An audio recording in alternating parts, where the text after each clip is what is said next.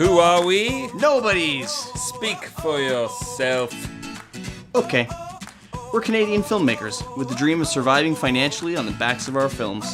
Welcome to our show where we bring people along on our film journey. Maybe we can learn a thing or two. Maybe we can teach people a thing or two while drinking beers. I mean, if you can't drink beers while filmmaking, what's the point? We are Fable Forest Films, failing our way to success. Welcome to Jurassic Park. I mean, our show. First frames first. Good day and welcome to episode 43.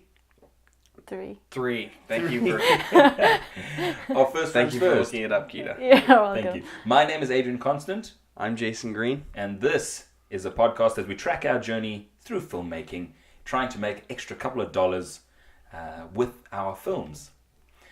All right. All right. Now today we have a special guest. This lovely lady sitting right between us, her name is Keetah Constant, and we have the same last name because she is my sister's daughter. Yay. That's your niece. That's my niece. That's what That's a how niece that is. works. Oh, is that what a niece is? Yeah. I wasn't sure. I didn't realize. Very nice. But Keetah is an aspiring actress. She's just finished school. She's currently taking a gap year, and we want to talk a little bit about that and her entering the film industry. A gap year.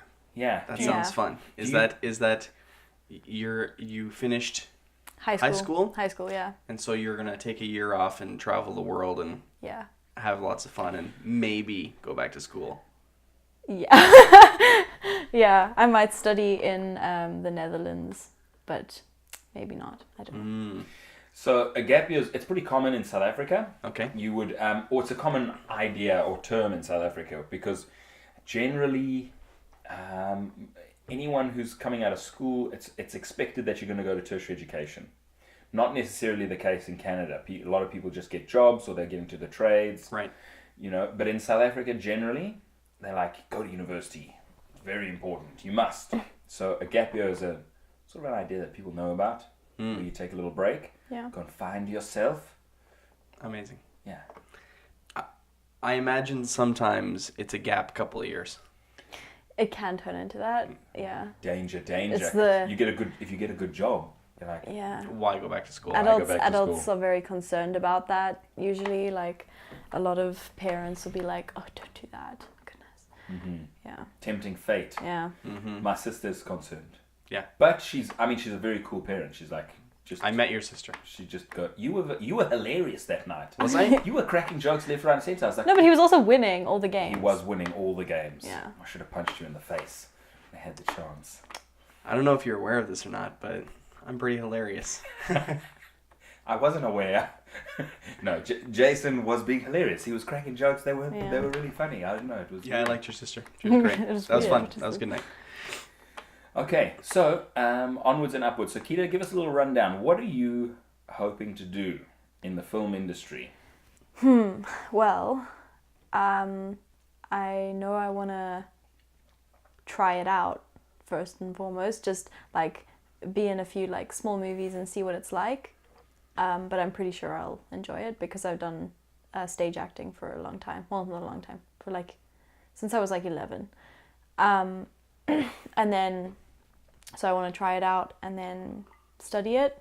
But also something that's important to me is to try and get a career that incorporates acting, music, and art at the same time, because I feel equally passionate about those three things.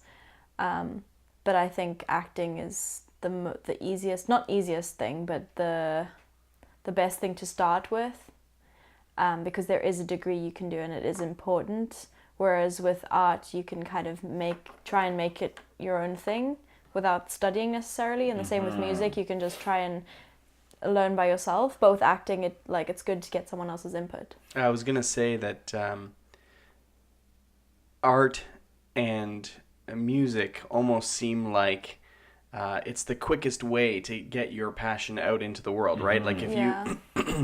we know a few people that paint and things like that, and if you're an amazing artist and you paint something, your art can get out there in the world right away. You've expressed yourself. Your expression is complete fairly quickly, right? Yeah. Right. But yeah, Film's a little different. And music is similar. Like you express yourself, and then you could go and put it on in front of people. Yeah. And film takes a little bit more. There's a little more moving parts to the thing, but it is there is a music industry.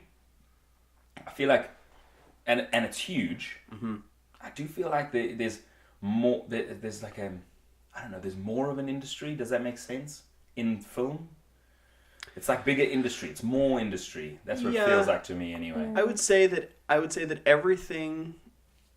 If you want to move from passion to paid, let's just say, I think that there's always a big barrier to entry. I mean, there's lottery tickets, right? Yeah. You know, there's gonna be someone who writes a hit song and becomes super famous and launches their own career. But, you know, like we've seen with some other folks, it can be just as big of a slog. You know, you have to build your brand. And a forever slog. Yeah, and for sure. Yeah, and congratulations on choosing like the 3 hardest things to make money at it, like in the world. Yes. Yeah. I'm thinking about breaking. I'm thinking about breaking into accounting, and I'll see. I don't know if I'm going to be able to get a job. No, you can get a job in accounting. You'll be fine. Don't worry about it. Yeah. So tell us a little bit about your experience on stage. Now, just as a caveat. Some fish eggs. Yes. I know, but it's also like caveat. Caviar. Go on. Okay. In South Africa, drama and being on stage is part of school life. Mm-hmm. Yeah, You know what I mean? that's Like true. it is. Like there is a strong performance based. Would you say for everyone? That feels similar in Canada. Like in Canada, there's a Yeah. lot of like drama clubs and plays that they put on and things like that. Or would you say it's bigger? No, actually, I wouldn't know. But it just seems that drama it's very popular in South Africa. Talk Like- to us, Keetah. Tell us about your experience in South Africa acting on the stage, and then your experience. Tell us about the last 2 performances that you did. Okay. Oh yeah. Well, I would say at least at my high school and a lot of high schools in South Africa, they have a lot of like stage productions. It's kind of part of the school bonding experience, I suppose. So there I was in a few one-act plays, which were short plays written by the students, and then other students would audition and get into them. Good? I thought they were good, but I was a student myself, so obviously I didn't have like a outward look on them. But I know a few were absolutely incredible, like so clever. I was in an apocalyptic one at one point where like it was the end of the world, and HIV/AIDS had become airborne. It's quite an interesting concept. Yeah, and that one actually Like were people involved. just like, I can't even do it with my niece. I can't even. Yeah. make I mean, those horrible basically, jokes. if that were the case, Keetah. Storm clouds. If that were That's what I'm gonna say. no, if this were the case, essentially, you could contract it. Like Keetah and I would now have AIDS. It would be like a cough, we were- right? You No, giant jerk. What the hell? like if someone coughed, right, they could Yeah. give you AIDS. But that was after giving someone a blowjob, right? No, No, the pathogen after itself. After someone spreading through the air. somewhere in the world had given some other person a blowjob and then had just been in rooms with people. This is how it spreads. You know, sorry to derail, but that's what we do here. I'm Okay. listening to The Stand by Stephen Oh, King yes. on audiobook. Have you read The Stand? Do you know of it? No. Okay, have you read it? I have not read it. I've watched the miniseries, which Okay. was awesome. The miniseries is great, but the book, man, it's something else. Like, it goes for 3 chapters or 4 chapters just describing the interaction people that have with each other. So you really get this crazy sense of how fast an airborne HIV virus or a superbug would take down the world, right? It's like, you know, a state trooper who gets a cough pulls off, you know, he's got a quota and he pulls 40 people over, right? And those 40 people, one had a group, a family in their car, and then they go to a school play to watch their daughter, and then everyone in the school becomes infected, and then this person goes to the train station and drops off his loved one, and then that person gets on the train. So it's that typical image when you see in post-apocalyptic movies where the bubble slowly grows, to encompass the whole globe. Yeah. So that's real. It is crazy. If there was a virus that was fast acting, that contagious, fatal, that you could just be in the same room and catch it with people, I mean, that would be it. And that's what The Stand is all about. I think the flu kills like 90% of the people on Earth or something like that. Yeah. And it's only people that are immune that kind of carry on or whatever. But sure. Anyways. Immune or like kind of living by themselves? No, these people were immune. Yeah, they had immunity. In The Stand, yeah, because in The Stand, you would have like a person in a jail, and everyone else in the jail would die, and they'd be okay. So it was like some people were immune, and then it was the end of the world with like 10% of the people, and they kind of, and then you move on into the rest of the story, trying to rebuild society. Cool. Yeah. So awesome. I mean, but yeah, that's a cool play. Yeah. Airborne HIV. Yeah. So was this was at high school? It was in high school. Yeah. Okay. And in that play, were you the HIV virus? In high school, yeah. Okay. And in that play, I immune to it, actually. Were you the HIV virus? So I was one of the last people. No. Okay. I was immune to it, actually, and then so I was one of the last people on Earth, right? And I thought I was the only person left on Earth. And I had this like huge 3-page monologue. And then towards the end, there's another couple on Earth, but then the boyfriend has the disease, but the girlfriend is also immune to it. So the boyfriend dies, and then like my character goes through this whole thing of like, because the boyfriend dies and she's like really upset, and then my character's like, I can't, like, because my character was planning to commit suicide because she was so like alone, kind of the last person on Earth. You're like, what's the point? Yeah. So then. But then she's like, I can't leave her alone here. That's pretty cool. So she kills her. I like it. So and when you got this role, when you were approaching this role with a 3-page monologue, and now as an actor, when you get an opportunity like that, you got to milk it, because that doesn't come. That doesn't. Yeah. Excited about it. That doesn't come along very often. Like, I know the actors that we've worked with, if they get a juicy scene that they can sink their teeth into, it means the world. Yes. Because often they might have one line, and now I'm not talking from experience, but you got one line behind a counter. Would you like fries with that? Or whatever your line is until you crack the big time. Yeah. So when a piece of juicy acting comes along, you hop on it and you really give it everything you got. So how did you approach that 3-page monologue, which is awesome? Well, I thought that the monologue, girl which is awesome. I thought that the girl directing it, she was a grade 12 at the school at the time. I think I was in grade 10, 9, so I was like 15, 16. And she was like 18. And I felt that she was extremely. She wanted it to look exactly how it was in her head. She was really particular. So she made me go over like tiny, like every single line. She like made me do it again and again and again until it sounded how she wanted it to sound. Which isn't really what I was used to, because in my drama studio outside of that, my director gave us a little bit of freedom. She would give us input, but she didn't like kind of labor every single line like that. So that was kind of new for me, but I did rehearse it how she wanted it to be, and I think she was happy with it. I was happy with it. It was a really cool experience. Did you have it on video? How long did it take you to memorize 3 pages of monologue? Let me just, and I will just say that in stage plays, you'll be rehearsing much longer. Like, the rehearsal period is super long. Oh, for sure. Yeah. So it is different. Yeah, but I don't find it too difficult to memorize lines. Yeah. But if I do it a lot, I don't find it too difficult to memorize lines. I don't even realize it's going there, but then if I do it a lot, it just kind of sticks in my head. I don't even realize it's going there, but then I can suddenly say it without looking at the page. For sure. That's probably a little bit of if I do it a lot, telling you. For sure. If you can easily remember them somehow.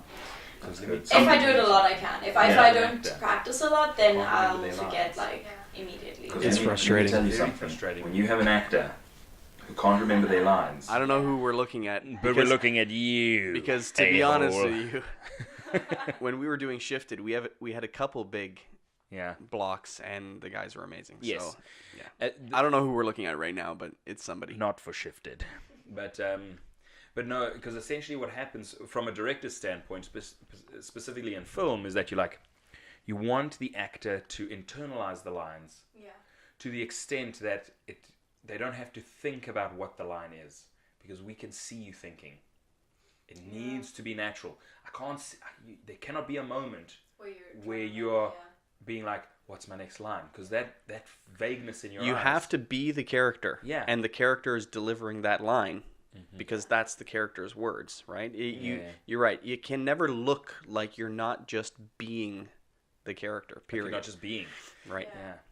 Yeah, like I was quite used to that whole thing because and I knew the difference like I was quite used to that whole thing because and I knew the difference like my drama teacher would always say like it's so important for you to learn the words because when you're going off the page you're not in character because you have a piece of paper in your hand and you're reading and that's like a different part of your brain like And then when that muscle the words memory, kind of then need if to you be change muscle them, memory so that you can just you're in a better place. say them. Yeah. It doesn't throw you for a loop if something changes. But at Yeah. the same time, if they're in muscle memory, you don't have to change them. You can just Yeah.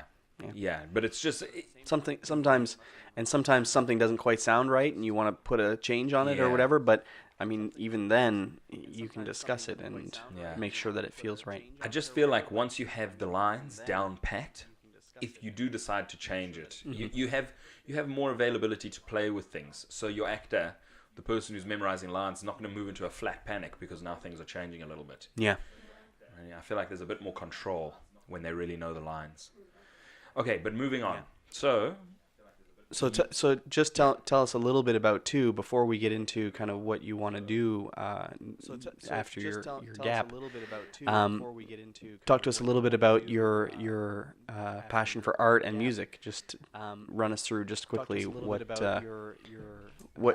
art, do you play all instruments? What do you? she's like, no, Do you play all instruments? What do you? I haven't yet tried. I love the tambourine. It is my life. I love the triangle. There's a triangle player out there who's I love the super mad right tambourine. now. He's like, it's It is really my life. fucking hard, guys. No, there isn't. Because in the orchestra, No, there isn't. it does have to be at the right time. But I think the tambourine dude is also the Ding ding. So that has to be at the right time. it does have to be at the right time. But I think the tambourine dude is also the or lady is the person I went who to, also does the cymbals. And we'll talk about New York City another podcast. But I did go see Stephen Colbert, and they had that band, We'll talk about New York City another podcast. In between commercial breaks and things like that, they get out and they do their whole thing. And this one lady was just going crazy with the tambourine. She did like a 3 or 4 minute tambourine solo, and it was crazy. It felt very like tribal, That's cool. And anyways, yeah, I it like was it. it was something else. So Yeah, don't yeah. make fun of the tambourine players because They'll get you. they have a union, and And if she's playing tribal music, she will spear you. right, exactly right. Okay, so Yeah. talk to us about music and art. So I've done art ever since I was like So yeah. talk to us about music and art. So I've done art ever since I was like people like one. And it was kind of when I was a kid. They were. People like adults. Oh, would sorry, say, I mean, "Oh, you're so wait, good." probably not. I don't know if they were I just haven't saying seen that any, to so. be nice. They were. It was like it was. Half and half. Yeah, probably. But like I did kind of feel that they. It was like it was. Half and half. Yeah, probably. But like I did kind of feel that they commented on my art more than other people's art. children's art. Children's Correct. art. Probably, But, if yeah, people it were was talking about it was more. children's art, but. It can still be good children's art. It was. Which is Correct. probably if people were talking about it more. But because I'm of sure that, it will I be. think, and because I enjoyed. I hope so. It was But- amazing. But because of that, I think, and because I enjoyed doing it, like. Did you say it like that? What do you when you grow up and be like an And this artist? was like a week ago. Someone was like, "What do you want to be when you grow up?" She's like, "I'm an actor." Well, good luck. Good luck. Anyway,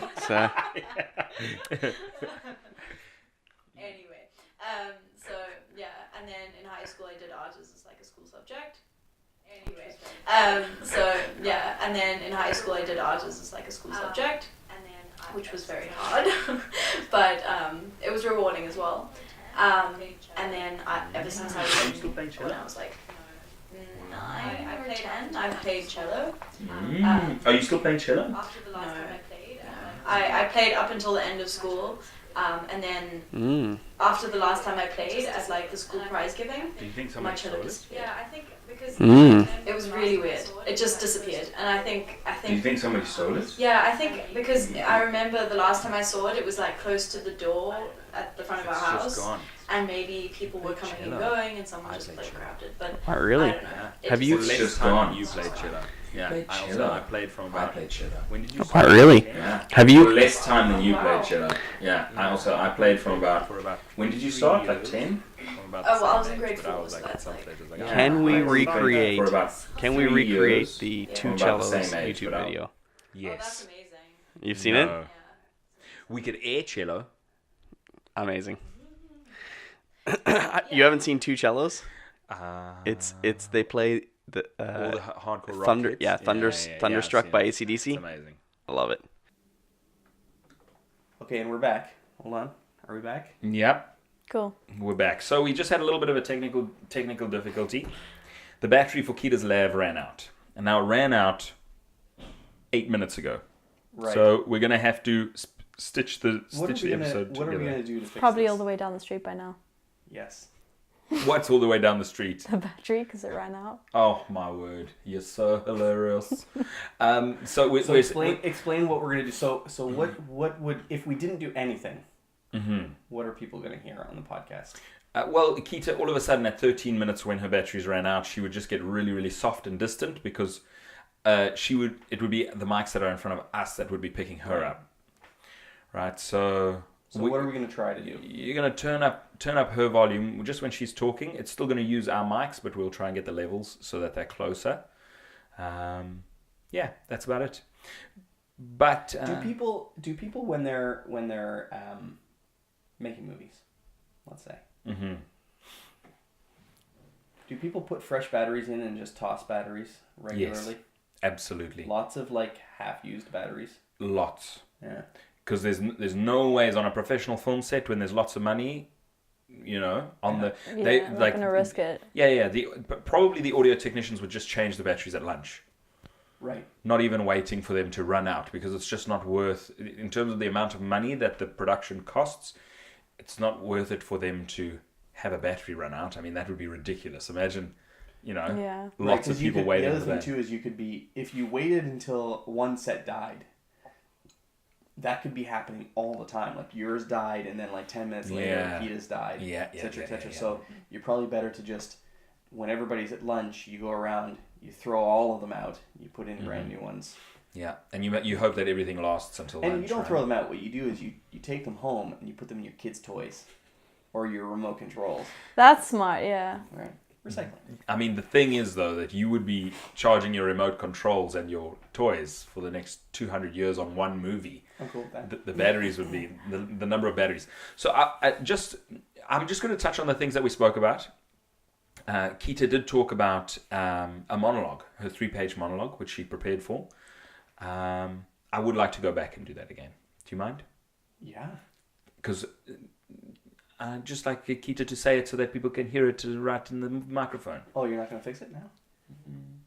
we're gonna jump back 10 minutes now. Just for the important stuff, which is Oh, Keetah's okay. monologue, Okay. not your stand story. Oh, okay. No problem. Okay.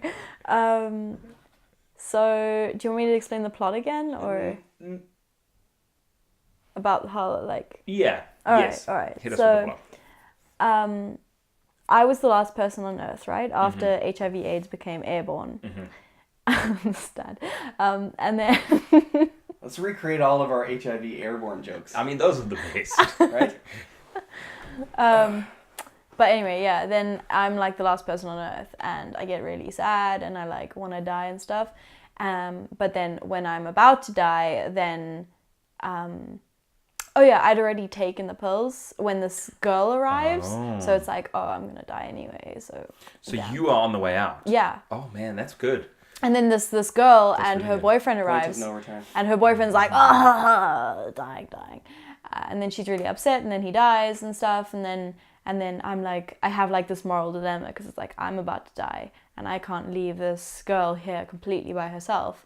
So I give her tea, and the pills are in the tea, and then we like Die together. die together while I'm singing. That While you're singing? Yeah, singing. Oh. I sang a rainbow. You remember that rainbow song? Somewhere over the rainbow. Oh. Wow. Yeah. That'll give you chills, actually. Yeah. Now, when you do, was it 3 pages of monologue you had, Yeah. or did you have a specific 3-page monologue that you did either before they came in, or were they like off in the distance and you're talking about whatever while? So I was like in my own hideout, Right. talking to myself, and I had this whole long thing about, I guess, the context. I was talking about how the disease came and what's happened since then, and up until the point where I find these pills under a mattress when I was looking around for supplies and stuff. So I just tell the whole story and explain, like, it's also a little bit political. So I talk about how like the government didn't care and all that, and so yeah, it's cool. that, and then these people suddenly start knocking. And I'm like, what? So I guess People. a lot of plays is that breaking the fourth wall? Is that the idea that you're talking to the audience? Oh, yes. You're telling them the story. Yeah. Yes. Yeah. Yeah, it's certainly different, and and there is a lot more exposition because you can't really, the audience can never look at what you're reading. Or they could, I suppose it could be projected on something behind you, but like generally the only information they have is the information that comes out of your mouth, Right. and what your body does. Right. Like even you pick up a book, you have to tell the audience what the book says, because you would never be able to. The audience would never be You can't, close like, enough. show it and to see them, the yeah. title. Or Yeah, whatever, yeah. So it is kind of different, and there is a lot more exposition by the actors, for sure. Now, tell us about Edinburgh. Now, you moved from South Africa. You have a UK passport. Yeah. Now you moved to Edinburgh, Yeah. which is in Scotland, and there is a theatre festival there that is the Called biggest Edinburgh theatre Fringe festival, Festival. in You the have another- world. You have another aunt in Edinburgh. Do you hang out with her? Not in Edinburgh, in Aberdeen. In Aberdeen, yeah. I have an aunt in Aberdeen and another aunt in Chester, England. But my dad and one of my brothers lives in Scotland. And then my other brother lives in London. So like all over the place. But yeah, so the Edinburgh Fringe Festival is the biggest arts festival in the world. And Legit. yeah, She's been in it. yeah. In the legit Fringe Wow. Festival. Amazing. Yeah, I was in a a play called The Mold That Changed the World. I was part of the Hang on, chorus. Is this post-apocalyptic? No, Okay. it's pre-apocalyptic. Oh my word. All the apocalypses. I mean, you have to assume there's going to be an apocalypse. So everything Everybody's is talking about it. Yeah. Everything is pre-apocalyptic. That's true. Yeah. Everything. Yeah, Including- no, it's about how like the history of penicillin and Alexander Fleming, and Okay. then kind of a warning about the overuse of antibiotics and like what it could result in, because you know how bacteria can become resistant to antibiotics. So it's like all about that. That's true. I talk to my dad about this all the time That's because really true. there was a point in his life where he switched to being crazy about Purell. You know that like hand antibiotic, like Yeah. like you, I don't know, touch the table and then you have Oh. to like squirt a little stuff. Oh, and like clean your hand hands. sanitizer. Yeah. Yeah. Yeah, Purell is like the Kleenex of hand sanitizer here. Yeah. And he has bottles of that stuff everywhere. Like he has one in the car. He'll buy a giant jug of it and then squirt it into little jugs so that way he can keep them around. Wow, And that I'm sounds. like, look, I wash my hands, right? But not Yeah. to a crazy level like my dad. So, And hey, it- Dad. but you know what? I mean, you do all of a sudden. You know, in your environment, you never ever germs never get to you, and then one day a germ does get to you, and it absolutely wipes you out. We've been watching a lot of House, you know, that doctor show, and so like those people that live in like a clean room, the minute anything, the window opens and like a bird poops in your house or something like that, you're gonna die. Yeah. This is why you got to eat poo. Exactly right. This is the solution. The solution is to make sure that every now and again you just eat a bit of bird poo. Should have put that in the some play. Dirt. You put your hand in the dirt, lick your fingers. Yeah. Absolutely. To basically do something disgusting. Yeah. Go to McDonald's. That'll do it. Fair enough. Yeah. Fair You'll have enough. some dirty little kid will be making your burger, Boom. and you will not die during the apocalypse. Not Tim Hortons though, Yeah. because it's probably clean there. What? You think Tim Hortons is clean and McDonald's is dirty? For sure, because my son works there. Oh. Just your son's Tim's, though. Yeah, for sure. Yeah. We actually went to a Tim Hortons in the States, Yeah. and it was terrible. And he was, for the next 10 minutes, talking about how everything was wrong and terrible there. And So I will say we went to DC to visit my brother, and this was part of the family reunion I love thing. DC. We've talked about this. Yeah, DC was, and it was fun. Yeah. Have you been there before? Yes. Yeah. I went for his wedding, but every single coffee I bought was terrible. Yeah. I couldn't. I had to go. And we went through and I enjoy McDonald's coffee here in Canada, and we did a McDonald's drive-through, and it was just caca. Yeah. I don't know why. And when I asked for one sugar at the Starbucks, I don't know what this lady was thinking, but she was kind of staring off into the distance, and the amount of sugar she dumped into my coffee for a one sugar coffee was ludicrous. It's like she forgot what she was doing. She had a momentary brain. They don't use milk in America. They use cream almost always for coffee. Like, it's a struggle to get Milk, for your coffee. And yeah, their coffee is not great. And sometimes I wonder I wonder if Canadian coffee is weak and other people's coffee is hard and coffee, you know what I mean? Really very strong. Strong, yeah. And so it makes you kind of go eek. Yeah, maybe. I don't know. I don't know. Just My mum did say she liked really strong coffee. So Interesting. So back to the Fringe Festival. Let's stop talking about Edinburgh Fringe Festival. yeah, so it was really fun. the mold that broke. The Mold That Changed the World, about antibiotics and penicillin. Right. Good title. But it was a musical, right? So I didn't actually act really. Eat the moldy bread, you prostitute. Eat. Wow. Eat the moldy bread. No? Eat some poop. Eat some. Yeah. Because that's how they discovered it, right? Right. The prostitutes weren't getting sick because they were eating moldy bread out of the garbage can. So he was like, yeah, mold. That's I like. No. No. I the history of penicillin. No. Yes. No. Yes. Okay, great. you tell me. Adrian's alternate history of the world. Oh my word! I'm pretty sure this is right. That the prostitutes were not getting sick, and they were like, "Why are the prostitutes not getting sick? Because they're eating moldy bread." No. Yes. Okay, you tell me your history. Okay. Obviously, somebody thinks she's a know-it-all. 19-year-old. I did a play about this, okay? Okay, I'm so mad at you right now, but carry on. Listen, if somebody knows about prostitutes, it's your uncle. Okay, tell me about this play. Tell me about. I don't know anything about prostitutes, by the way, except that Now he's getting defensive. Except that they invented penicillin. they didn't invent it. They were the case study. No, okay. So Alexander Fleming. No one is listening to you, Keetah, but you can carry on. Oh, that's from my job. No. Okay, carry on. Alexander Fleming. Alexander Fleming So mad right now. discovered penicillin, Mm-hmm. but no one would listen to him. Like, all his colleagues were like, "Ew, no, that's dirty." Ew. And so he was like, he didn't get it to work. But then these other two guys, I think maybe heard about his studies or found it themselves, and they tried it. And then he's like, "Oh, someone tried it," but then it failed. But then they came together and they were like, "Let's try it again." And then it worked, and then they got a Nobel Peace Prize.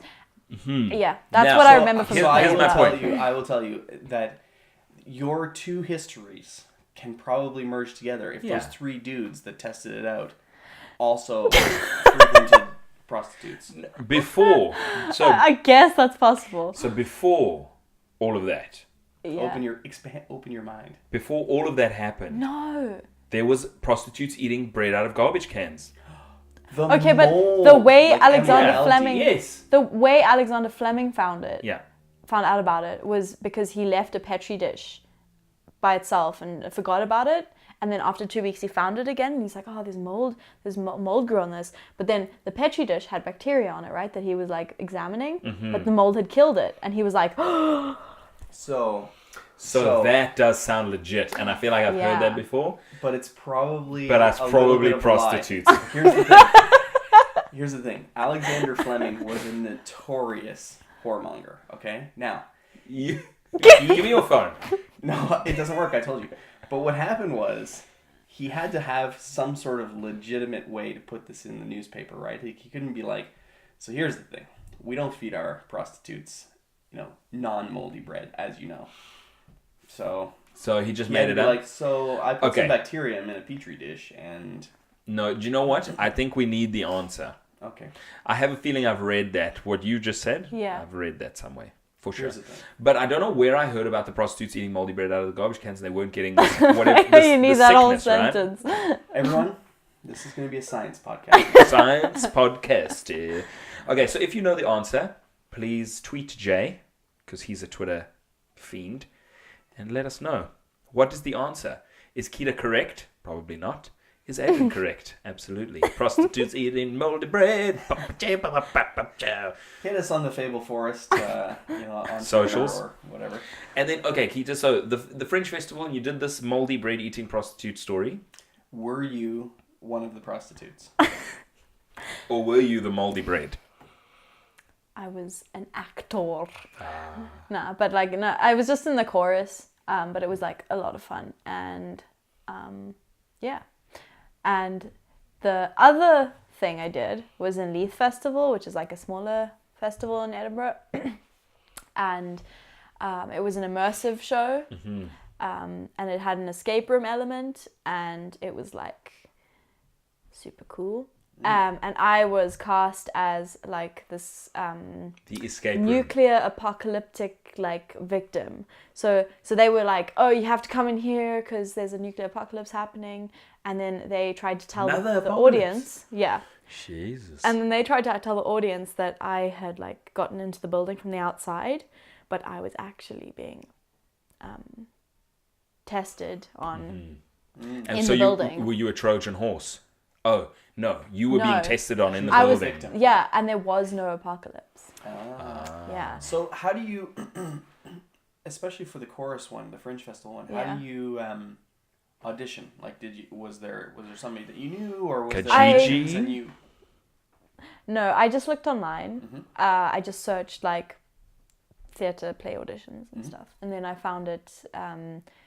These are fringe shows that are still holding auditions. Most of them had already had auditions. I don't know why they were still up, but yeah, that one hadn't. So I just emailed them, and they were like, "Okay, here's your audition slot." And I just went to Surgeons Hall, which is where the show actually was during the Fringe, and I just sang a bit of score that they sent me, and then I also had to sing a bit of like a song from a musical, famous musical. Silent Night? How did that feel? You're up on stage, you're singing, and then I assume Fringe Festival, there's a big crowd. Not really, no, because there's so many shows. Some of the venues are smallish. Okay. Yeah, so Theatre Festival, they'll change, like, little bars will put a little stage up and Okay. people will be doing This wasn't a performances. bar though. This was like No. But like every available space could become a theatre or performance space, right? basically, yeah. During the festival. Very cool. Very cool. So now you would like to be an actress. Right. Now I think so. what's you think so. It's the conclusion I've come to after this year of gapping. Yeah. So what's the plan? What are you thinking? My immediate plan when I get back. We have a visitor. Hello. This is my daughter, Hayden. This is the first time she's ever been on the podcast. Second special guest. Second special guest, Hayden. Hayden is an actress. Yeah. She gets eaten by a monster in Shifted. Really? Yeah. Did he get eaten by a monster? Oh my goodness. You may not remember that, but No. it was a good day. Yeah. So you'd like to be an actress? Yeah. And what's the plan? Where would you like to, like, you're thinking of studying, so you're busy looking at various... Well, my immediate plan is when I get back to Edinburgh is to go to like Mandy or Star Now, which involves money, but that's careful. Okay, so we're back. Sorry about that. So we're going through a thing with our gorgeous daughter Hayden. Yeah. She is really, she's vehemently wants to do her own thing. Keetah said she's being very otherwise. She is being very contrary. Like she's like she definitely wants to do her own thing, and gets really upset when she doesn't get her way. And so it's just tough when you have to sort of readjust the attitude a little bit. You know what I mean? So because there's a lot of screaming and shouting right now. Yeah. So it's just, I mean, it's heart-wrenching actually. One of these days she's gonna just scream at you and be like, "You're ruining my life." Totally. I'm expecting it pretty soon actually. You're gonna be like, "You're 4." 3.5. Oh, you 3.5. Okay, crazy. fair enough. So where were we? What were we saying? Well, we're talking about the Fringe Festival. Yeah, and then we're the talking next about the other plays. The Leaf Festival. Oh, I know. We were talking about kind of what the plan is. So you had said That's when you right. get back to Edinburgh, you're going to start looking into. It sounds like seeing what editions are available out there. Yeah. And just kind of jumping right in. Yeah, looking at Mandy, Mm-hmm. climbing in. Now you'd like to get in front of the camera a little bit, right? Yeah. So explain, Mandy costs money to be on as a actor. Yeah, you have to pay to have like a membership because like if you don't pay, they'll send you jobs and stuff, but you can't apply for any jobs unless you pay. So we didn't know that, but that's amazing. So it doesn't cost to post jobs. No. Just as an FYI. I mean, I don't know As if a people producer, but yeah. Mandy.com, definitely. I mean, it doesn't sound like that would be a website that you would go to, but it's pretty huge for It's the posting. website, yeah. Posting Yeah. and searching for jobs. I mean, Yeah. Facebook is a biggie as well. I see like a lot of Facebook groups where it's like, I've never actually found anything there. there's in here, there's a lot of like Ontario groups, Toronto groups, etc., where it's a bunch of actors, and then if you're a producer or a director, you can post the thing that you're looking to do, and people can hit you up on Facebook and stuff like that. So there is a pretty big community there. So I don't know, something to think about or look for. Yeah. Now, Keetah has a concern.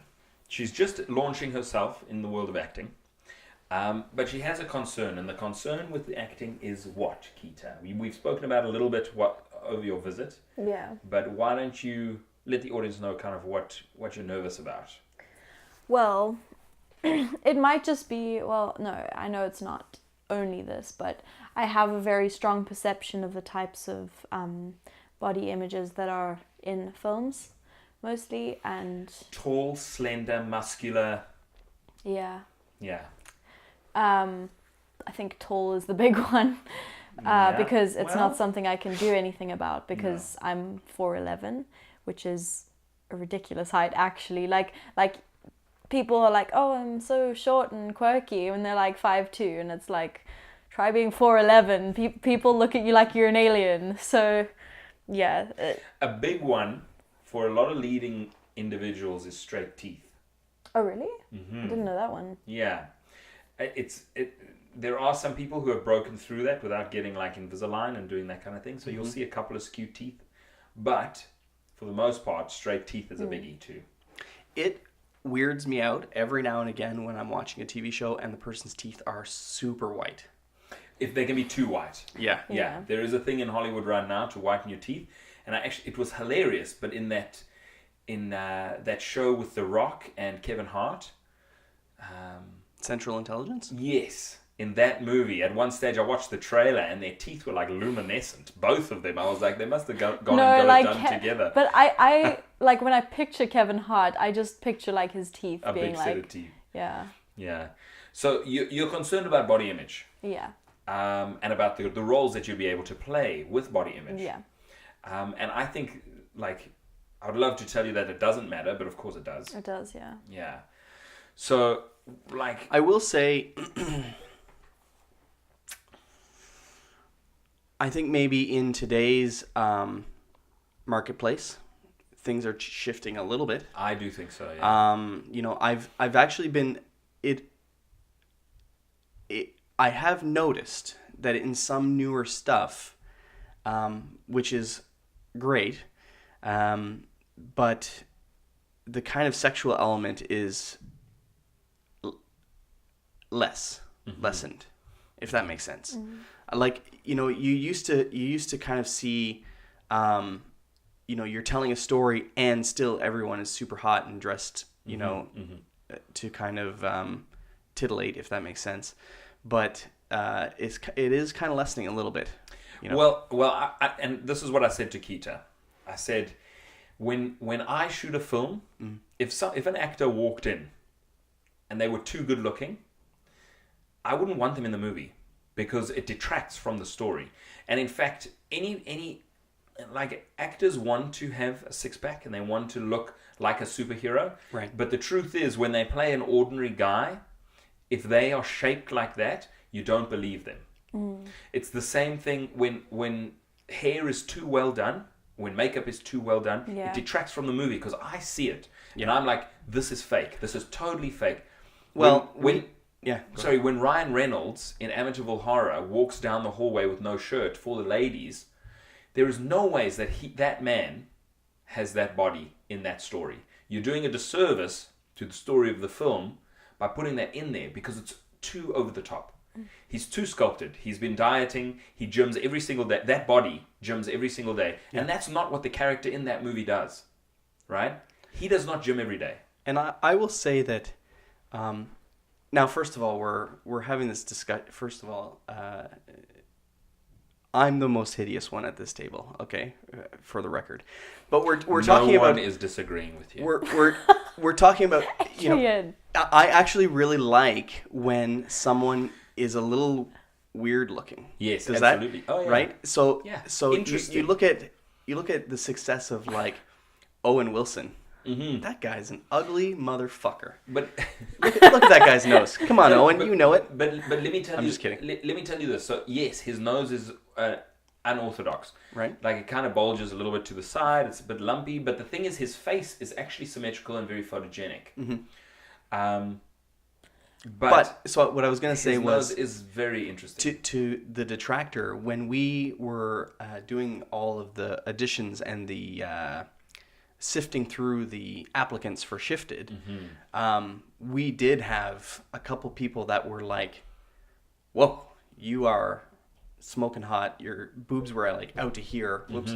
And it was just inappropriate, right? Because it's too much, yeah. It's too much because, again, you're going to be watching the movie and you're going to be like, look at her boobs, look at her boobs, look at her boobs. Right? And that's not what you're trying to do, right? You're trying to tell a story. Especially if it pulls people out. Like, if it's too much that it pulls people out of the story, then you're going to be in, you know what I mean? Like, if your height... Now, Tom Cruise is really short, and he manages to make it work. And I know that's the every example. Everybody always talks about Tom Cruise and his height. But I think, you know, you can get around it, especially on screen. Because it depends that you could be, if someone's super tall, they'll put you on apple boxes so that it kind of evens you out a little bit.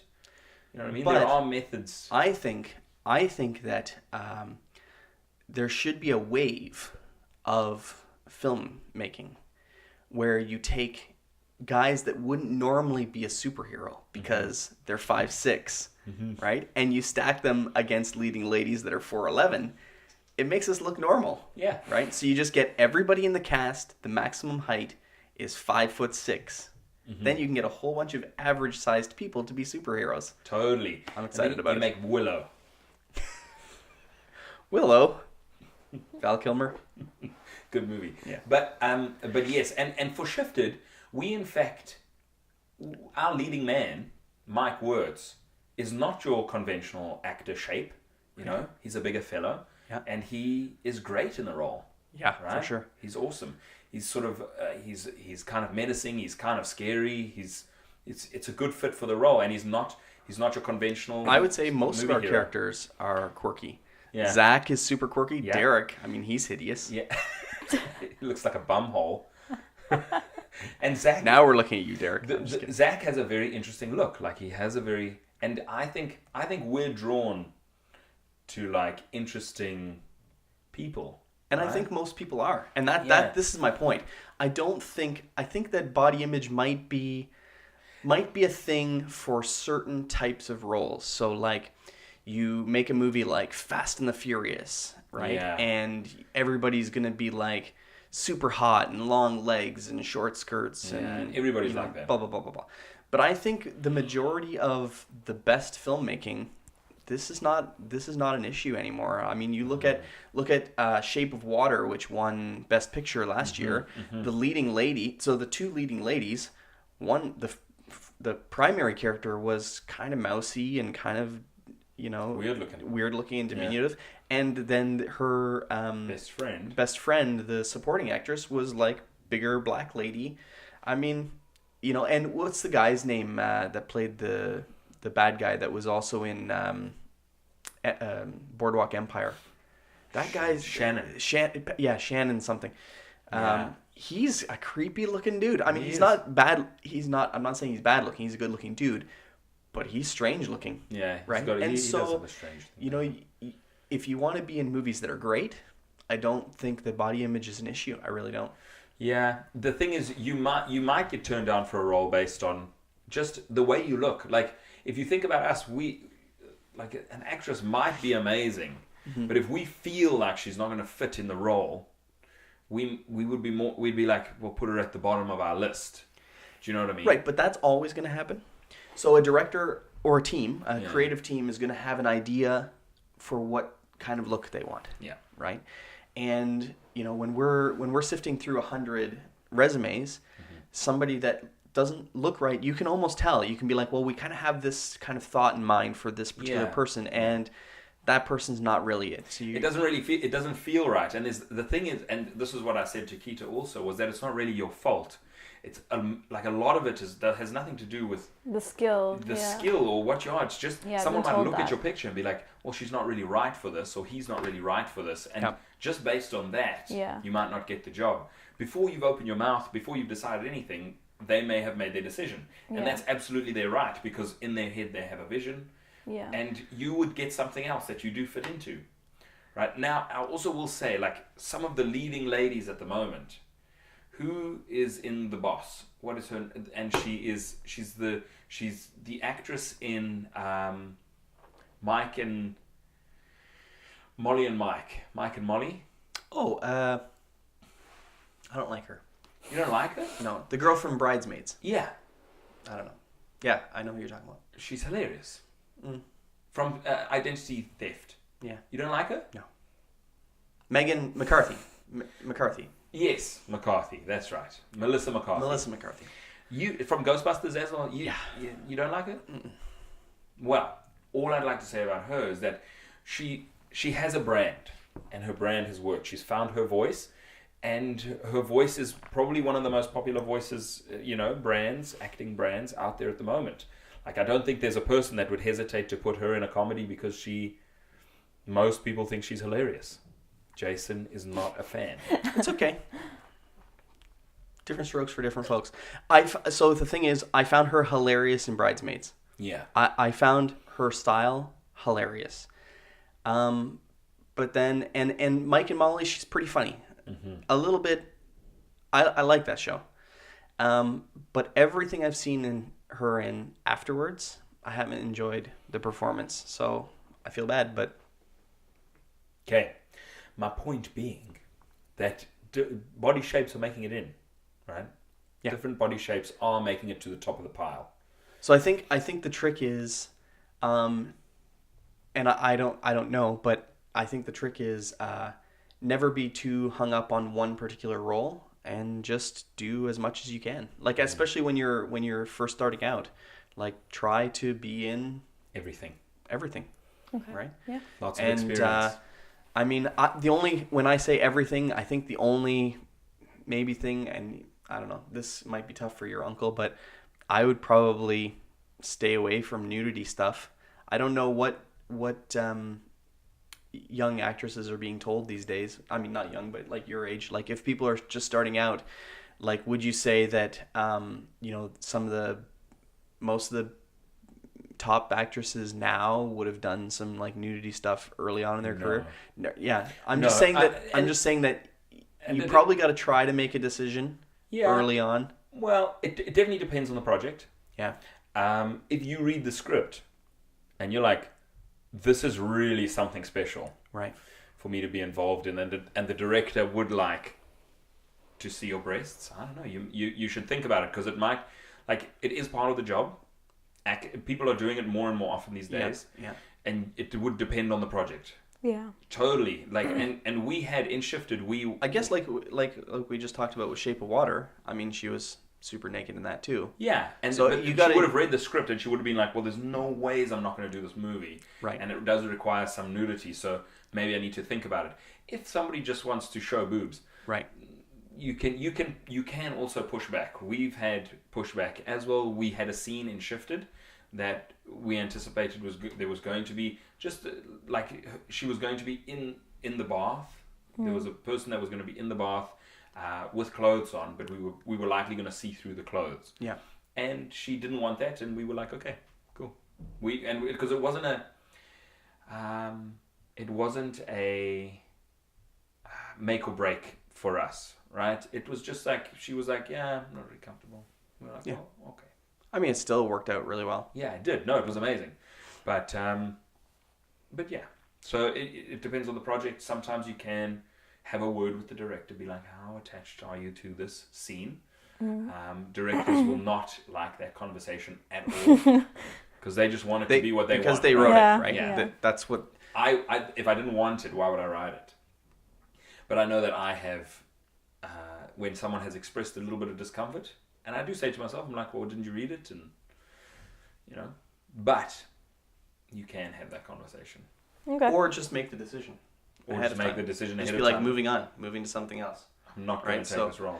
So it's something to think about. Yeah, because it is, I will say that it's probably fairly irritating to the creative team to have somebody state that they're uncomfortable with something after they've started the project. Right, after they've agreed to it. So that is tough. That's tough for us. Yeah. Totally. Because we just assumed that it would be a go. Yeah. Because they read it. And it was in the edition, right? Yeah. Yep. But I get where actresses and actors are coming from. They want roles. They want to be in front of the camera. Absolutely. So they kind of, I'm going to cross that bridge if I get to it. Like, if I get the role, then I will, because maybe I won't even get it. It won't even be an option. So right. Yeah, if they say no before, then... they're out. Yeah. Right. You know? Yeah. So this is exciting. It's very exciting.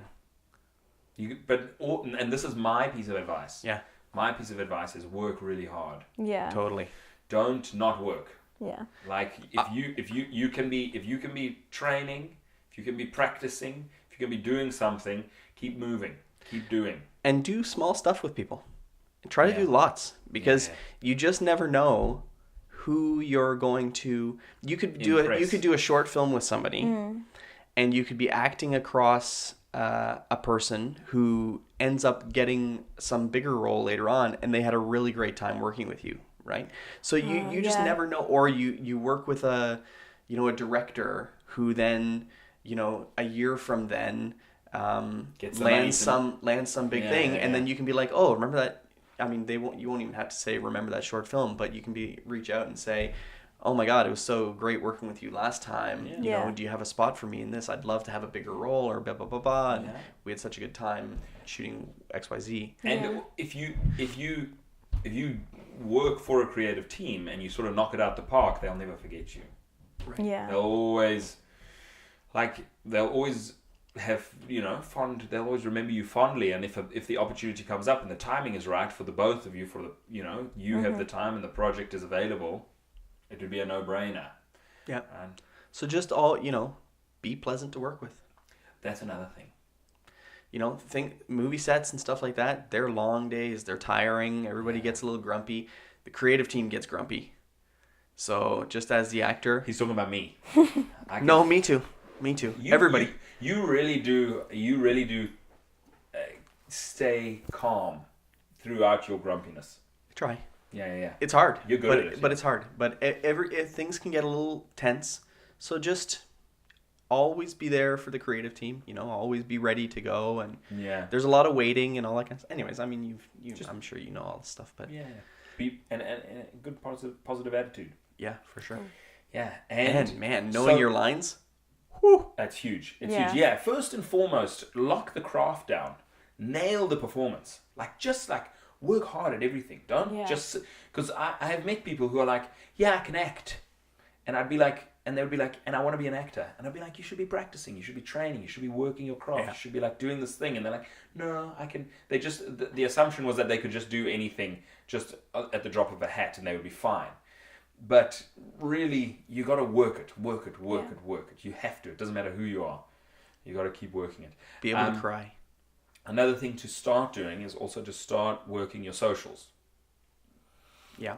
You got to build your socials, because if you come into an audition with somebody else come into an audition and you're both the same, they don't know how they feel about you, but one of you has a larger social following, they'll tend to go towards the larger social following. True. Really? Yeah, oh, yeah. Like on Instagram? Yeah. So if you do art and music and stuff You like should that be as putting well, it out on Instagram. you should be doing tiny snips and things like Build that. your Instagram. Don't be fake. Yeah. No. Yeah, don't be fake. Be you. But if you can have a group of people that like looking at your art or like hearing you sing or Yeah. like, your little snips and things like that, it is helpful. I mean, we have heard it. We've done it, right? You look at 3 or 4 people and they're all equally good. You watch their audition tapes and you're like, I really enjoy all these people, and this person has 40,000 Twitter followers. You're like, every time that person posts a selfie on set, it's hitting 40,000 people, right? Yeah. So it's a thing. It is a It thing. is a thing. So you want to be authentic. You want to be real, but you just want to be posting. Yeah. Just do it. And and keep that ball rolling. Yeah. I used to. Don't get political on your socials, Oh no, I don't. because that'll turn people off. Yeah. They'll be like, we can't these days. We're not gonna risk getting into business with someone who has such a strong political stance, whatever it is, Yeah. because if that is because of the fear of backlash. Yeah. Yeah. Same with poor jokes and poor taste. I mean, we do it. come We're on. probably Poor never James Gunn, hey? I mean, Disney's not going to ever give us any money. No, I mean, not after the podcast. hopefully Disney don't listen to our podcast. Yeah. So you heard about that? No. So James Gunn, he's the guy, he did Guardians of the Galaxy 1 yeah. and 2, and he has this really quirky sense of humor.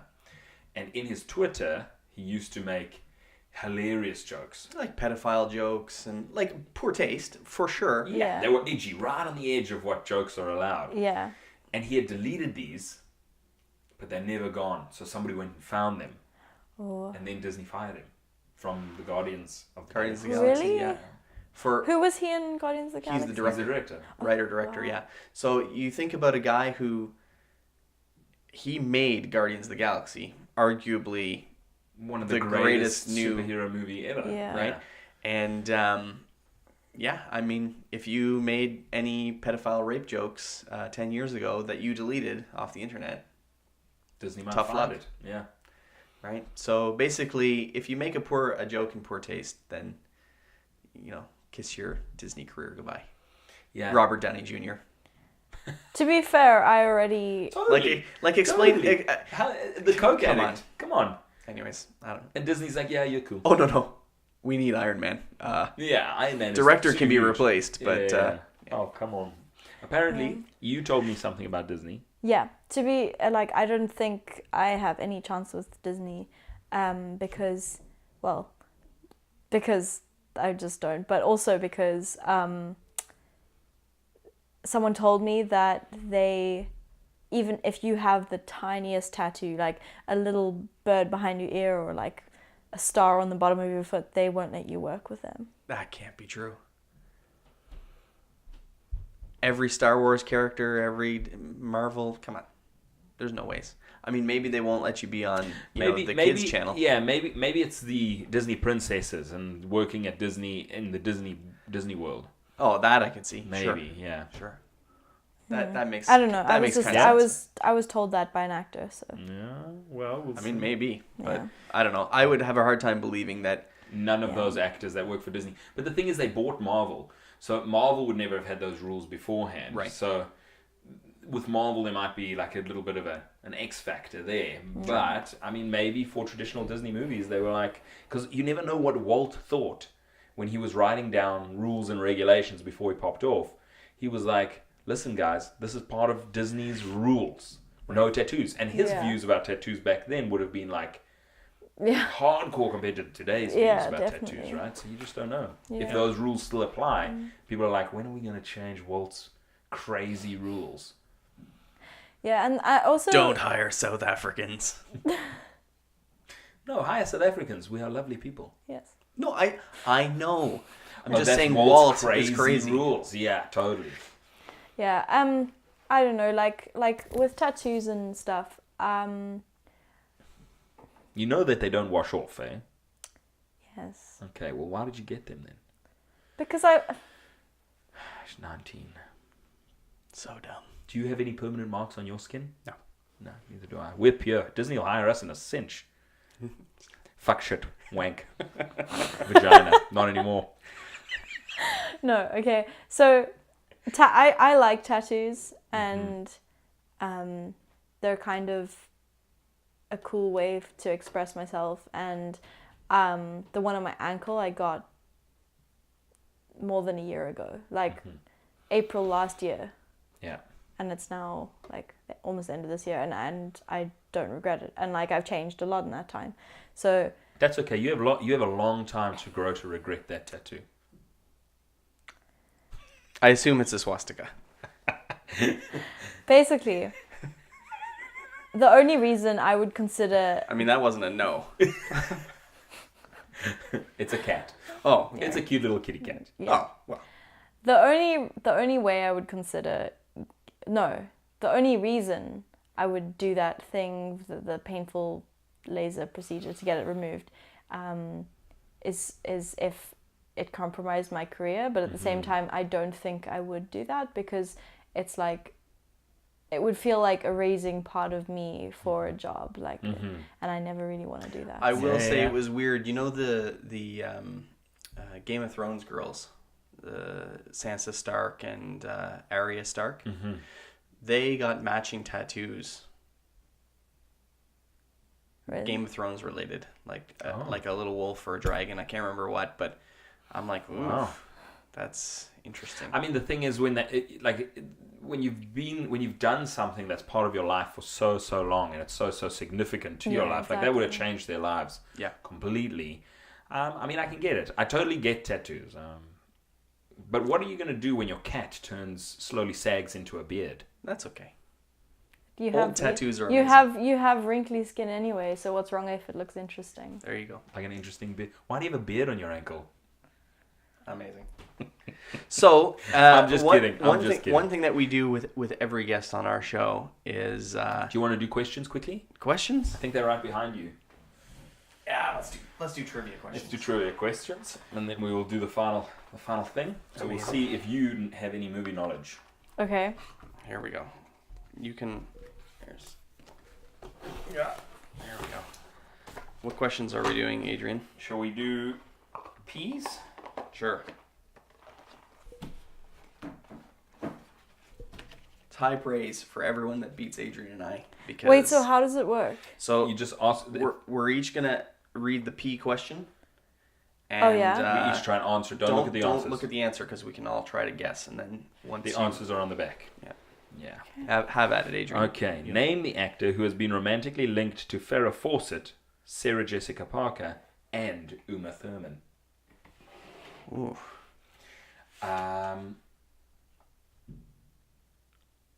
Mel Gibson. I have no idea. Bruce Willis. Oh. I'm totally wrong. Yeah. Okay. Robert Downey Jr. Bro. Good work. Disney. Disney. Do you know about this? Yeah. All right, Go you're for up, it. Keetah. Okay. Which card do I go with? Both. Okay. First, yeah, one at a time. Name the only 2 actors to receive Oscars for playing the same character. That's interesting. Who do you think the character might be? The James Joker. Bond? Ah. Okay. Heath Ledger and Jack Nicholson. No, this game is probably older than Heath's. No, it's Heath's- not. It Heath wouldn't Ledger. be. It's not. It's Yeah, I'm deluxe edition. I'm gonna go with the Joker, Jack Nicholson, and Heath Ledger. Okay, I'm gonna go with. I mean, Man. James Bond's not bad. I just don't know if James Bonds have ever won an Oscar though. I don't know either. It's kind of. I was gonna it's kind say of pop too. culture-y. What are the chances? What are the chances that it was Jack Ryan? Like Hunt for Red October, Alec Baldwin. Oh, and, was that Jack Ryan? Was yeah, Hunt for the Red October? and so was Clint Eastwood in. I mean, in, maybe that's I'm gonna say Clint Eastwood and Alec Baldwin for Jack Ryan. okay. Can I say the Joker one as well? Yes, You can yes, if you can. want to. Just Okay. copy me. It's fine. Go for it. What is it? Marlon Brando and Robert De Niro played Vito Corleone in the Godfather series. What? The Godfather, Yeah. young and old. Oh, the exact same character, Yeah. not a same character in different movies. Didn't really understand the question. I think. Good one. Yeah. Okay, who was the first actress to earn $1 million for starring in a motion picture? Julia Roberts in Pretty Woman? Pretty Woman. Really? I don't know. What do you think? What was the question? Who was the first actress to earn $1 million for starring in a motion picture? So you probably don't have to get the motion picture, but Yeah. Who's the actress? First actress to win $1 million. I don't know how people know this stuff. Yeah, we guess. Julia Roberts is a really good guess. It seems like the right time. She was She was exploding at the right moment. Yeah. Yeah, I don't know. I'm gonna say Jodie Foster. Oh, good decision. Yeah, it's not terrible. I don't know. You're gonna have to name an actress. Meryl Streep, I don't know. That- Oh, that's a really really good good one answer. too. Way earlier, Yeah. Elizabeth Taylor in Cleopatra. Oh wow, it's a long time. Yeah. We're terrible at trivia, by the way. Yes. It's the best. This is a movie podcast where we don't know anything about movies. It's really good. Yeah. But it makes everybody else feel good Yeah. too, because they're like, these guys are just dunces. Name the sequel to the movie Ghostbusters. Wasn't it like Ghostbusters 2. Yeah. Yeah. Is I don't there understand. more to it? No, let me think. There must be. No? I mean, I would have said Ghostbusters 2 as well. Yeah. What a dumb question. That's a stupid question. Yes! Am I supposed to throw Yeah. this one away? Yeah. Because that was the one I did last time. Yeah. All right. Okay, hit us, Keetah. Hit us Is with it your the question. P again? Yeah. Yeah. A drawing of Humphrey Bogart was the model for the Gerber baby. Fact or fiction? Fiction. Fact.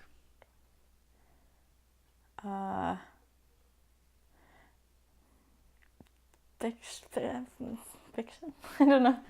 Spin it around. Let's see what happens. Fiction. Tied. This Is it tied? No, Ghostbusters you would have 2 totally got Ghostbusters Ghostbusters 2. 2. I think you guys are winning. Well, I guess nobody's winning. I mean, the problem is that this one's easy also. Oh, okay.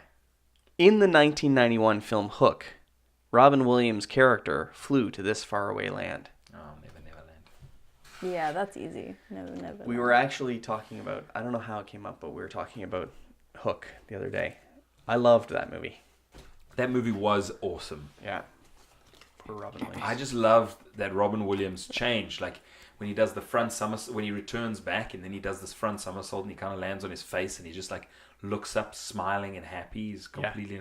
I just loved the transformation of the character. Was one of the best things about that movie. Yes. I loved Hook. Yeah. Hook might be one of my... I don't know. It's up there. Way up there. It's hard to say what your favorite movies are. So Yeah. let's get into that. Let's get into that. But so what we do with all of our guests, Keetah, is we ask you for your 3 desert island movies. So 3 favorite movies, 3 movies that you can watch again and again and again and again when you're stuck on a desert island. Yeah. So you'd be able to watch them over and over. That's hard though, because a lot of my Totally. favorite movies have like twists in them and stuff. So yeah, And you then the might not want to twists, choose those. Yeah. What Yeah. is your favorite twist movie of all time? Fight Club. Oh, good stuff. I mean, you can watch that.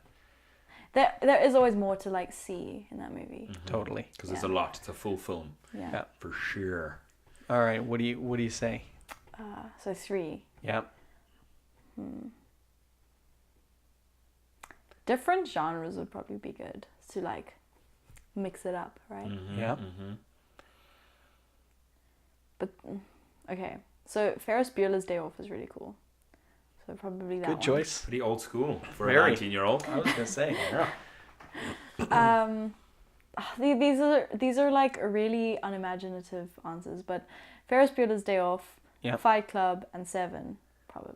I mean, excellent choices Those are all very good. for a youngin. Yeah. Way to go. Yeah.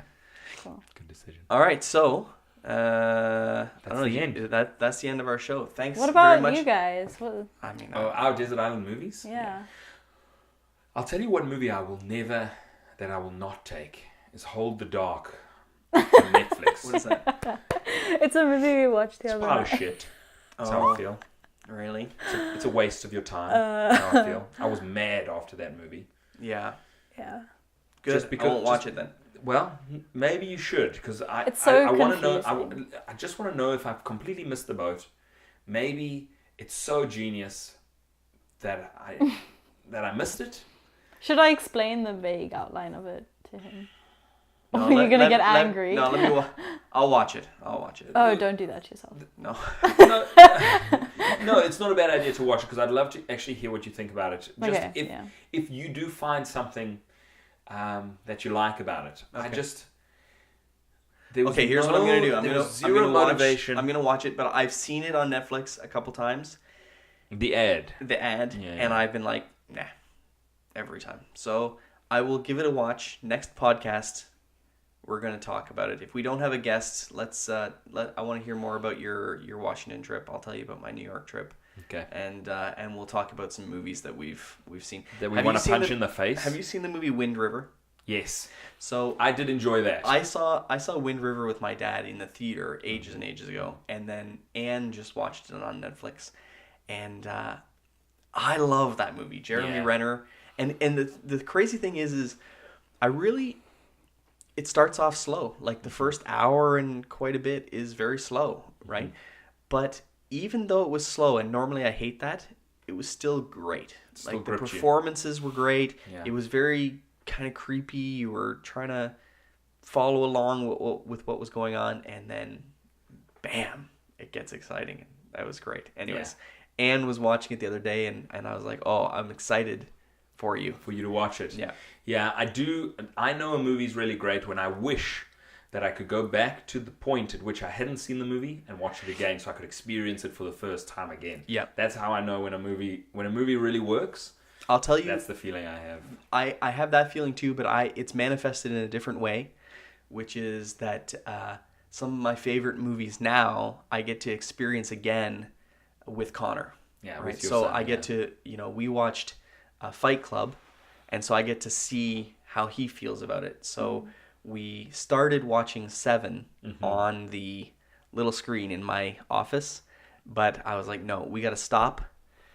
We're gonna watch it on the big screen, and but yeah, you watch some movies that you loved with your now 15-year-old or 16-year-old who should be kind of starting to get these things, and it's the Awesome. best.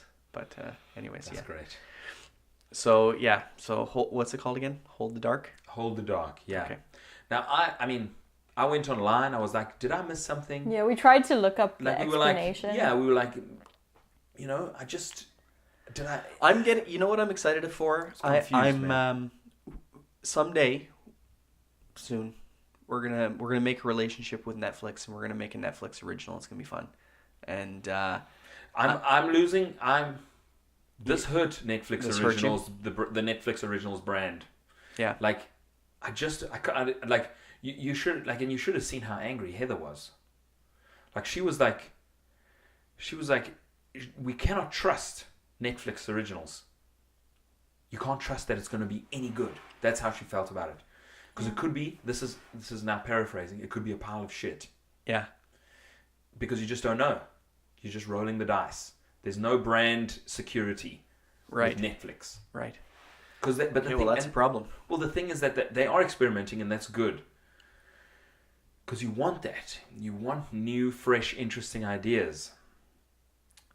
But have they gone too far? With like allowing a filmmaker, or, the filmmakers to do anything that they want? So is there a person behind the scenes that's looking at the script first and saying going, nobody knows what the fuck this is about? Right. And this is what we asked. We were like, is there no one proofreading these and being like, nobody knows what this is about? Yeah. Right. So there's a big difference between Netflix buys an indie film and puts it out there versus Netflix puts their stamp on it. This is a Netflix original. We're paying for this movie to be made. Mm-hmm. There needs to be some level of control saying, oh, no, this is not good. You guys need to go back to the drawing board a little bit and shore this up. Yeah. Because they're obviously putting some money behind it. Yes, absolutely putting money behind it. It's just, because you want there to be that creative freedom. But this is why I'm like, did I just not get it? Okay. Did I not pick up what they were trying to do? Because I felt betrayed. By the end of the movie, I was like, why did you have me watch this? There was it didn't feel like there was rhyme or reason for anything. It didn't feel like the characters were being really driven by something authentic that we could understand. Right. And I understand that the principle was that there was like they were animalistic too. It was like these. Now, it came from a book. And maybe the transition from book to script to screen didn't work, and you got more out of the book. Right. You understood more in the book because you were inside someone's head. But in that case, you once again need to have someone who is proofreading the script to make sure that it translates to screen correctly. I don't know, or maybe you just take a flyer that it's going to be something wonderful that's going to work, and it just happened to not work. Okay. So I don't know. I don't know what the answer is, but I certainly was mad by the end of the movie. And if that's what they were trying to do, then they succeeded. Success. Okay, well I'll give it a watch. We'll try talk about to do next that. time. Trying to make people really mad. Yeah. Yeah. Like we looked up what it was about, and the only kind of explanation there was that the couple were twins, and then that was just an extra layer that really didn't come through in the story, and that like didn't add anything. Yeah, and one of the things that the director said in an interview was, you should go and watch it again, and then you will start picking it up. Right. So like, and we've had this experience before with local filmmakers where complexity or not really completely like an audience not completely understanding the story is kind of revered. Mm-hmm. Whereas I come from a different camp. I'm like, if the audience doesn't pick it up, you're failing. You're making a mistake. You want the primary story to 100% hit the audience square between the eyes. It's okay. There can be more. It's okay if there's more. It's okay if there's stuff hidden in the background that upon discussing with it afterwards, it can really, But then what about Inception? Because most people don't understand that at all the first time they watch it. Oh. I'll disagree with you on there. I don't know. Inception to me seemed pretty like. Did it make sense? Okay. Yeah, to me. There's a lot more under the table that maybe you can think about, but I think people got the main story because they laid it out. They're like, we're going to go in and we're going to plant an idea. If you're in here, you're moving this fast. The next layer is moving slower. The next moving even slower. And I mean, to be fair, I haven't watched the whole thing yet. I just heard that it's very. Well, you should do that. Definitely do it. I just heard that it's very confusing. Yeah. No, I was okay with Inception. Inception was, I thought, it was fine. I would say a little more confusing than that was probably Interstellar, but I still think Interstellar was well within the world of reason. Mm-hmm. Yeah. But this was maddening. All right, well, let's leave it there. I'm going to watch it. Yeah. and we'll come back and we'll chat more about it. Keetah, where can we're gonna start to build your brand? I don't know if we can today, but where can people follow along with you? Are you on Instagram? Yeah, Instagram. Okay. Facebook, I guess, but I don't really use Facebook much. What's your Instagram? We'll put it in the put it in the show notes, but it's Keetah. I can't really say because it's got 2 H's, but Okay, spell it out there. KeetahhKat. KeetahhKat. KeetahhKat. All right, With amazing. 2 H's. With 2 H's. I don't know why. Well, good. I'm sure we'll try to follow you on Instagram if we're not already, and then you guys can hunt her down. Yeah. But really good chit-chatting, and hopefully we see more, and we can do a Skype once you become super famous. Totally. Or we She's can gonna- come to Edinburgh and do it. Well, no. Keetah actually was like, when we have another project, if there's something Yeah. that fits her mold. Yeah. Then we should MOLD. Yeah, MOULD. Oh. Then we should give her a ring and she'll jet out. She'll take some time off and jet out, and maybe be part of the project. Well, you probably have a place to stay. Do I? At your uncle's house. Uncle's house. Come on. Okay, so Wonderful. Keetah, this is for you. Dream big. Work hard. If you enjoyed, head over to our website, www.thefableforest.com. Check out our films and sign up for our newsletter where we will send you exclusive content. Hit us up on our socials, Facebook, Twitter, Instagram, always at The Fable Forest. And share our show with your friends. It'll really help us out a lot. Dream big. Work hard.